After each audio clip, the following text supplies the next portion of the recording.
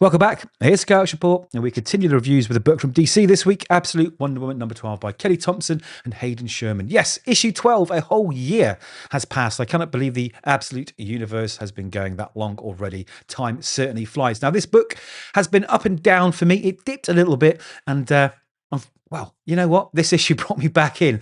There are some huge reveals in here. There's one big reveal, but there's also a little hidden reveal for those of you who know what you are seeing. We're going to get to that soon. Now, listen, I am going to spoil this book. I'm going to go through it page by page, so don't forget to read it first. Like the video if you can. Hit subscribe if you can too. That would be really great. Help me grow the channel. I really, really appreciate it. So a quick catch up. Wonder Woman Diana, she's been trapped in the Area 51 prison maze.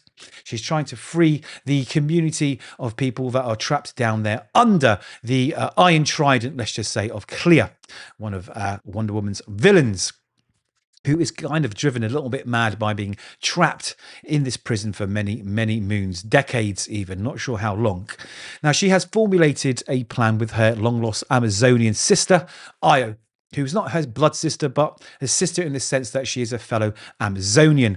And she is taking all of these people that are trapped in this maze to a portal in an upper level so they can escape to Diana's home back in Gateway City or on Earth, wherever it may be. Unfortunately, in order to do that, someone's got to keep Clea busy, and that's Wonder Woman's job. So she has a new weapon, as you can see there, the Trident of Poseidon. Now, the Trident of Poseidon was, up until last issue, a sentient floaty thing. It had no form, and Wonder Woman took Clea's trident and they bonded to give it form, and now it is helping Diana get the hell out of there and fight off these fish people. Also, we got Ferdinand here, the Minotaur. Now, his partner, the Siren, she has already escaped to safety. It's time for him to go too. So a big important part of this issue, I think, jumps back to the last issue as well, because it's not just a fight between two women. It's a fight between two people who are quite similar in many ways. And this is explained as we get through the issue. The fact that Diana herself was stolen from where she should have been, you know, from the loving arms of her mother in Themyscira, and taken to hell and raised by Circe. And Clea, you know, she's been stolen from wherever she was, somewhere Atlantean, because she is Atlantean, and she's been trapped almost forever in this maze. So she's saying, listen, there are other alternatives. Okay. Now, what the lesson of the last issue was that going into a fight, Diana learnt that it's best to take the most suitable weapon. And that suitable weapon isn't the trident here. No, it's bargaining. So she learnt the power of bargaining. And that's what we see here as this unfolds. Diana is trying to offer Clea a bargain, but we'll get to that. Anyway, in the interim, she puts some magic into this rock, and she tells Ferdinand to follow it. It will take him to her sister Io, and they can escape together. And the portal, once they pass through, will close, but they're worried that she might be trapped in there. But she's like, I will get myself out of here. You worry about getting everyone else out of there. And that's what happens. So she throws the stone, and magically it sort of takes Ferdinand on a journey through the maze to the portal and escape while these two battle it out. And boy, do they battle it out. It is a brutal fight. Very cool fight, actually. I like how she's incorporated the power of the trident. And they throw each other around. Anyway, Ferdinand meets up with Io, and they're getting the last of the people out, and the scientists that Wonder Woman was originally going in there to rescue in the first place, and discovered the Amazon in the process. Also to note was Dr. Poison is one of the villains that is working for Veronica Cale, who has the sort of power over this huge organization that is causing lots of problems for Diana. This is one of her sort of black sites, let's just say. Now, Dr. Poison struck a bargain with Wonder Woman, giving her the location of this place. He or she, I'm not sure which version of Dr. Poison this is basically composed of all these poisonous gases, and they're contained in this containment suit. And Dr. Poison wants a new suit because this one's like way back from World War II. It's cumbersome, can't really do things with it very well. But Veronica Cale will not give Dr. Poison a suit. And I think this plan was to force her hand, so Dr. Poison gets sort of upgrade. So lots of backstory being thrown in here because there's a lot going on.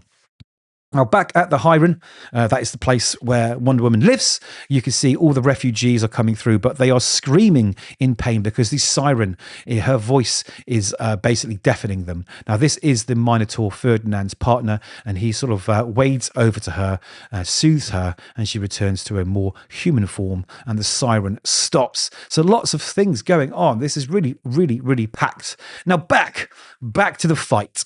So this amazing plan that one woman had to free everybody and force Clea into a bargain was to flood one of the escape tunnels that this community that were trapped there were building to escape the maze and escape Clea. But every time they built a tunnel, it came to something they couldn't get past, metal, rock, and this time the Pacific Ocean. So this is where the bargaining comes in. She says, listen, this water is coming up and, you have a choice. And Clea's like, well, you're a fool. My fishmen and I can survive and thrive here. We're Atlantean. So, your death is going to be painful and dark. But she's saying, yes, but what you forget is this isn't just water. This is water from the Pacific Ocean, which will give you a chance to escape and become free again, start a new life, go back to wherever you came from. So Clea realizes this is probably the better option. And that's what happens. So they all escape. Now, Wonder Woman, Diana, realizes that she may be setting a monster free here.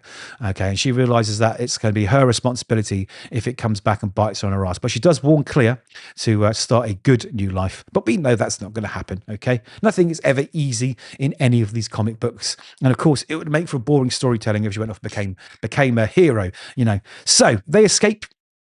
And we jump back to Io going through the portal to safety. But as she steps through, she is struck by lightning and nothing but a sort of smoky pile of dust is left where she once stood. Now, Wonder Woman, she escapes out through the ocean and she flies home to see her sister. Now, while she's walking through her sort of palace that she's built, she sees the refugees from the maze, being fed, getting medical care, and she's brought the bad news. The bad news that, yes, your Amazonian sister came through and now she's just dust. Now, she is bereft, but she kneels down and she prays to the goddess for a sign to say that she still lives. And the dove of peace comes to her shoulder and drops, I forget which plant, which leaf this is. I'm not sure. But anyway, that's the sign. And she thanks the goddess, knowing that she still lives. But where does she still live? Well, we find out. Because that lightning bolt took her here, a very familiar looking place. Yes, it's Themyscira. So she speaks to her queen, Hippolyta. I always pronounce names wrong. Very apologize now. And she reveals to her that her daughter Diana lives. And she rings the bells. So we've got something big going on here. Really, really big. And the bells ring out in Themyscira because Diana lives. So that's opening up lots of storylines. The other cool thing to note is you'll notice that Io here has this maze pattern all over her body. And that's what she did while in the maze. She tattooed a map of the maze. I thought that was really, really cool idea just to mention. Now, the story doesn't end there. We get this usual black screen, which usually comes after a few pages of cold open at the beginning of the book, but it's coming at the end because we get an epilogue.